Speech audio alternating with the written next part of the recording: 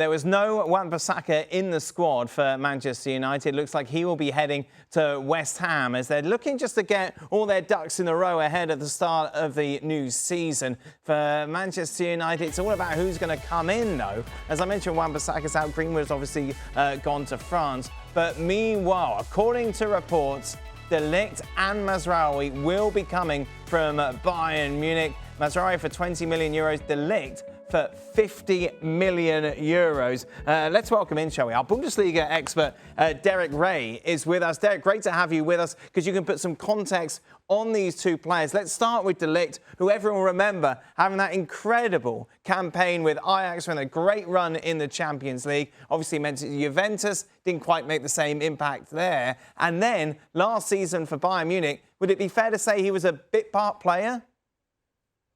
Yeah, I think it would be fair to say that, Dan. Matthijs de Ligt obviously is a very talented defender. We saw that in his days with Ajax. But he's been a big money defender. You think about the transfer fees when he went to Juventus and then went to Bayern. And I think most of us thought that Bayern were getting a very dominant defender who would be the rock of their defence for many years to come. Didn't really work out that way. And I think it says everything that last season Bayern had de Ligt, they had Dayot Upamecano, they had Kim, who they signed from Napoli, and then ultimately signed Eric Dyer. Now, part of that was because of the injury situation. De Ligt was a little bit injury-prone. That can happen to any player. But Eric Dyer became almost the most reliable central defender under Thomas Tuchel. He was his preference, and you never quite knew who the other central defender was going to be. At times, it was De Ligt. But it's been very clear that Max Eberl has wanted to make this move for a while. Max Eberl, who's in charge of all the big player personnel decisions at Bayern.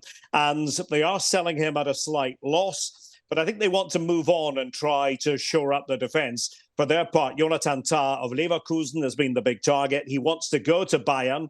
The word just yesterday was that that deal was likely off because Leverkusen had set Bayern a deadline. This might be back on again now with De Ligt set to join Manchester United. So it could have other repercussions. I think United are getting a good defender, but somebody who still has to prove himself at the highest level. And I think we can say that based on his club form with Bayern and also with based on his national team form with the Netherlands. That's the concern, isn't it, if you're a Manchester United fan? You're thinking, right, if we can get the De Ligt that we saw at Ajax, who obviously was playing under Ten Hag, this is perfect. Yeah. Or was the Eredivisie basically his level and he's out of his depth when it comes to a more competitive league? I don't think he's out of his depth. What they want is they want the leader that was De Ligt at Ajax.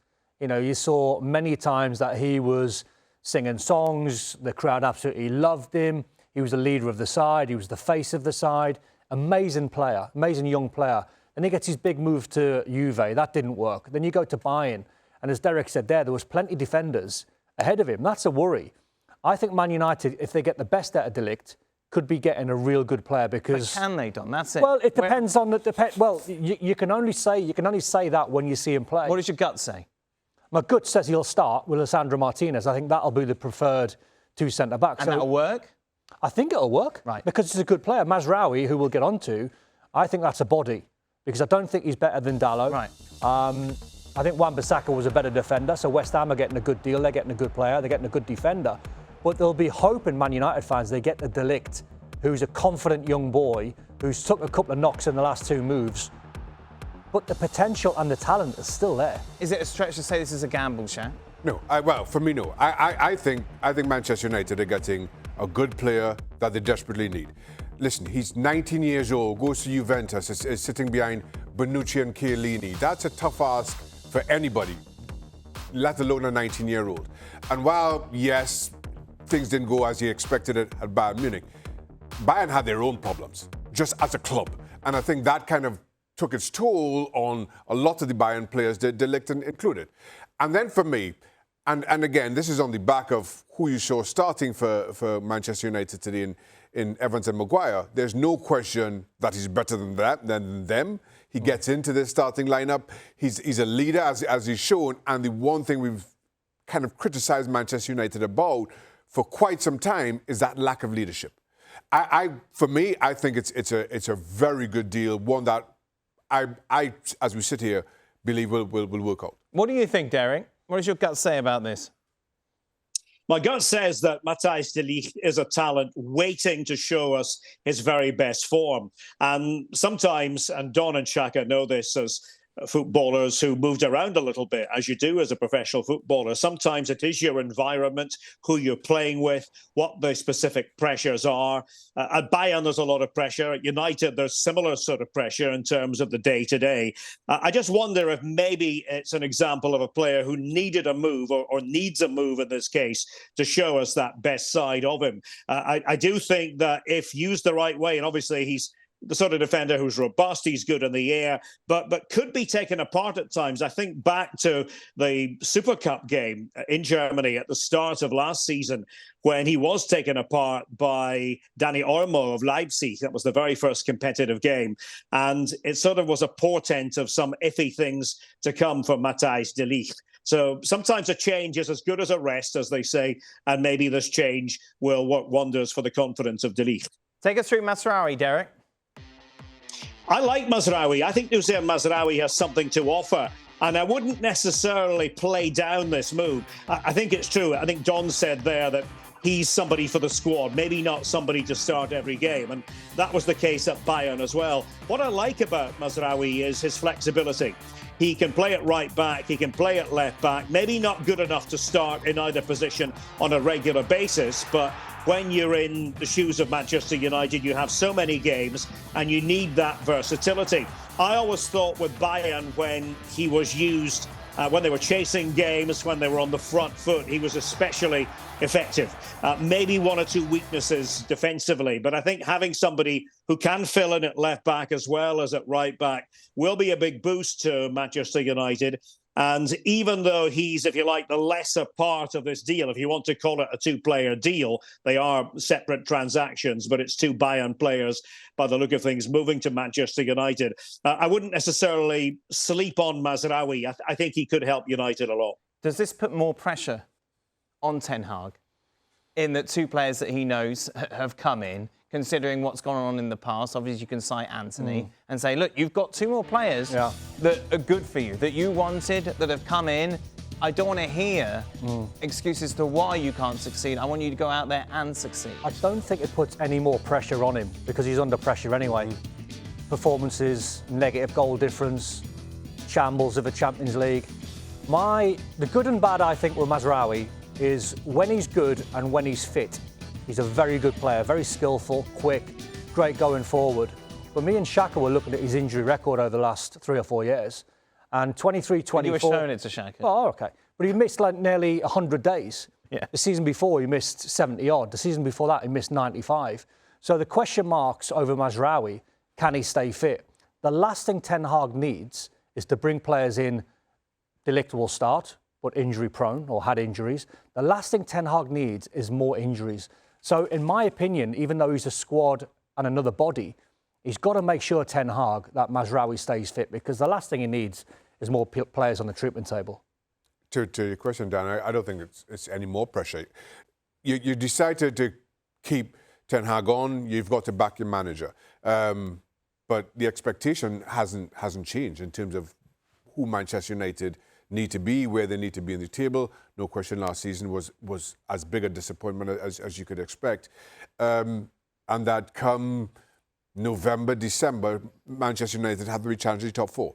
I don't think there's the two signings that are announced today changes that. I don't think there are any more signings between now and the end of the transfer window changes that either. So Ten Hag has got to have this team playing good football and, just as importantly, producing incredible results. When everyone's fit, who's the first choice back four? I think Dallow's a better player. Right. I thought Wan-Bissaka was very harshly So we'll have Dallow on the right. I would say De Ligt. Yep. Lissandro Martinez and Luke Shaw. There you go. That's the four. Your back four. That's the four. In my opinion. And that's good enough to do what? Well, it's not just going to be them, but they're going to need clean sheets, but they're going to need to find a striker or someone that's going to score goals. I mean, when you look at it last season, I don't think I've ever seen a Man United side in a negative goal difference. Absolutely bizarre. For a team that's trying to push for top four, how can you have a negative goal difference? They finished down in 7th or 8th, only just scraped into European positions via the FA Cup. So drastic improvements, but clean sheets would go a long way to try and help that. But I look at the midfield in Kobbie Mainoo and Casemiro, if that's the two going forward. On paper, you think, well, Kobbie Mainoo's a great young player. Casemiro's had a fantastic career. They should gel. When you look at the relationships and the two players' strengths and weaknesses, the weakness between Casemiro and Kobbie Mainoo, they don't get around the pitch enough. They're not two players that's going to go box to box and cover holes. We've seen that plenty of times. So when you look, is Rashford going to have the season he had last season at the left-hand side, or is he going to have the season before when he got close to 30 goals? Bruno Fernandes, who's been brilliant and carried Man United over the last couple of years, he's going to be playing in Mason Mount's position. Ahmad's forced his way into the team ahead of Anthony, so that's one to look forward to.